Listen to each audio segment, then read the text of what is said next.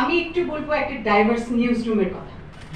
নারী সাংবাদিকদের কি অবস্থা, মানে কামাল ভাই যেটা বললেন যে আমাদের এই যে বুদ্ধিবৃত্তিক কাজের উপর কর আরোপ করা হয়েছে ইত্যাদি ইত্যাদি নানান কিছু, এখন এরকম কোন সুপারিশ কি ওনারা করতে পারেন কিনা যে আমাদের সংবাদপত্রগুলি যদি মেয়ে সাংবাদিকদেরকে নিয়োগ দেয় তাহলে তারা কিছু ক্ষেত্রে ইনসেন্টিভ পাবে।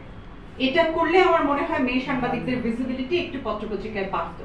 এখন অলমোস্ট নাই, এটা একদম মানে ওল্ড বয়েজ ক্লাব বেশিরভাগ সংবাদপত্র। Very sorry to say. এটা গেলে একটা বিষয়। আর মালিকানার যে কথাটা বলেছেন সত্য কথা, 15 বছর ধরে যা হয়েছে আমাদের সংবাদপত্রের মালিকানা যাদের হাতে ছিল তাদের বেশিরভাগই সরকার ঘনিষ্ঠ ছিলেন এবং তার কারণে আসলে সাংবাদিকরা মাঠে মার খেয়েছে। 6 জন সাংবাদিক নিহত হয়েছেন এই জুলাই আপরাইজিং এ। এবং আমি আমার নিজের একটা এক্সপিরিয়েন্স করি, নিরাপদ সড়ক আন্দোলনের সময় আন্দোলন আমি কভার করতে গিয়েছি। তো সেই সময় আমার চোখের সামনে একজন টিভি সাংবাদিক, নারী সাংবাদিক, তাকে হেনস্থা হতে হয়েছিল, আমার কাছ থেকে ক্যামেরা কেড়ে নিতে চাওয়া হয়েছে। তো সেই নারী সাংবাদিক যা বলেছিলেন যে আমি তো এটা গিয়ে আমার নিউজ রুমে বলতেও পারবো না। তো এরপরে আসলে আমরা সাধারণ মানুষের মধ্যে এত বিরক্তি উদ্রেক করেছি, মানে যেহেতু আমরা মানুষের কথা বলি না, মানুষ আমাদেরকে ট্রাস্ট করতে কেন, সেটা হচ্ছে বিষয়। তো আমরা গত এই জুলাই আপরাইজিং এর শুরু থেকেই আমরা আসলে নিজেদের দিকে তাকাচ্ছি অনেকদিন ধরে। কথাবার্তাটা এখন হচ্ছে যে আমরা কি করতে পেরেছি, কি করতে পারিনি। এবং আমার মনে হয় সংবাদ মাধ্যমকে নিয়ে যত নিন্দামন্দ আর কাউকে নিয়ে এত হচ্ছে না। তো আমি বলবো 15 বছরের এই, শুধু 15 বছর কেন, আসলে কি শুধু 15 বছর, তার আগে কি বাংলাদেশের সাংবাদিকরা একদম মানে স্বাধীনতার সর্বোচ্চ চূড়ায় বসেছিলেন? তখন কি সাংবাদিকদের হামলা হয়নি? তারা কি নিহত হননি?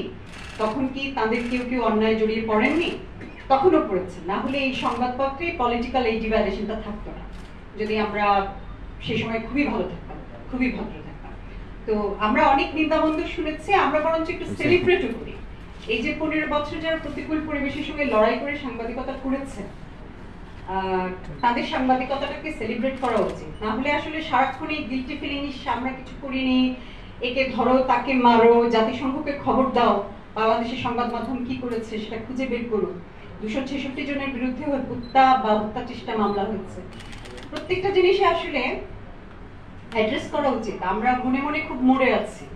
এর মধ্যে 3 জন সাংবাদিকের চাকরি চলে গেল। তো এখন মেরুদণ্ড সোজা করে দাঁড়াতে গেলে একদিকে যেমন আমাদের দেখা দরকার যে আমরা কি করেছি, আমাদের সেদিকে যেমন তাকানো উচিত, একই সাথে মানে আমরা যেন আসলে একটু পিঠটা সোজা করে একটু আগাতে পারি। সারাক্ষণ এই যে ঠেলাঠেলিটা চলছে, হ্যাঁ সিকিউরিটি এজেন্সিস গুলির কোনো হস্তক্ষেপ নেই আমরা শুনলাম, ভালো কথা। কিন্তু আমি জানি না কামাল ভাই ওয়েদার মানে আপনি সেফ থাকবেন কিনা, আপনি মব ভায়োলেন্স কথাটা উল্লেখ করেছেন। তো বিষয়টা হচ্ছে যে আমি বলবো যে একটা সময় পর্যন্ত বাংলাদেশের ইন্টারন্যাশনাল মিডিয়া কিন্তু অলমোস্ট ডিপ্লোম্যাটিক ইমিউনিটি ভোগ করতো।